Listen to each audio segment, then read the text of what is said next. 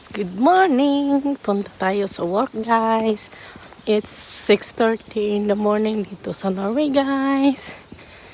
Maglalakad lang tayo as usual. Dito guys, it's April 26 in the morning. Wala nang snow dito guys, pero umuulan kagabi. Pero malamig guys siya, kaya nagkaano ako dito at okay lang sa kamay. No need na mag handskill o magano sa kamay. Pero kung malamig, nandito naman ako, meron naman akong gloves dito ko. Punta tayo sa work guys. See you. Mga mata ko kasi sarap tingnan yung mga ulap. Sige, tutur muna kayo sa surroundings. Ganda pag tingnan yung mga ulap guys.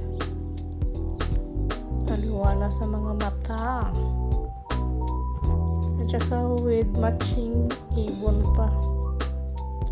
Kumakatakan tayo mga ibon dito guys. Focus na lang ako sa kalsada kasi may taong nanigarilyo. So, nahiya ako kasi para akong baliw.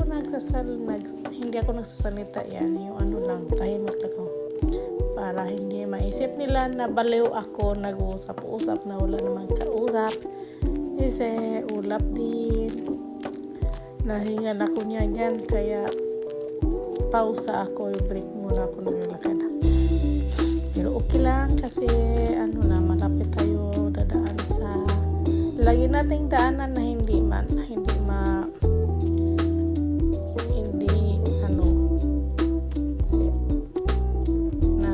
tayo guys. Fast and forward ko na lang yung ayan, tingnan yung mga puno, wala pang mga dahon, hindi yan patay guys, buhay na buhay yan sila.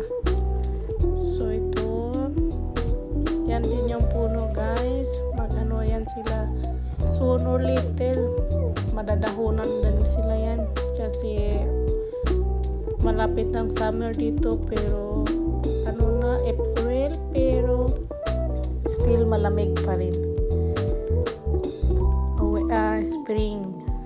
Spring talaga. Yes, tingnan nyo yung dahon guys, upaw na upaw, pero buhay na buhay yan. So yung football ba na hindi tayo dumadaan yan kasi mabasa pa. Ayokong dadaan yan kasi mabasa pa yung damo yan, masisira yung sapatos ko at mabasa ang sapatos ko. So ayoko kasi dami ko ng sapatos na sira kasi yan last year dumadaan ako palagi yan, so laging basa yung sapatos ko, sira naman, natatanggal kasi. Yan, ikot-ikot muna tayo.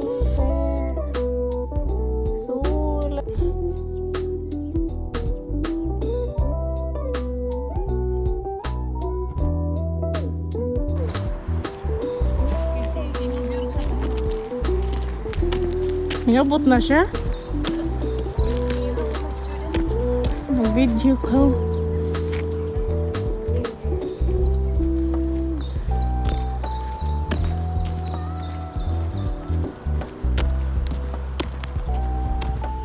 Nakabihis na tayo guys. Pupunta na tayo sa Vakturom kung saan kami kukuha ng report from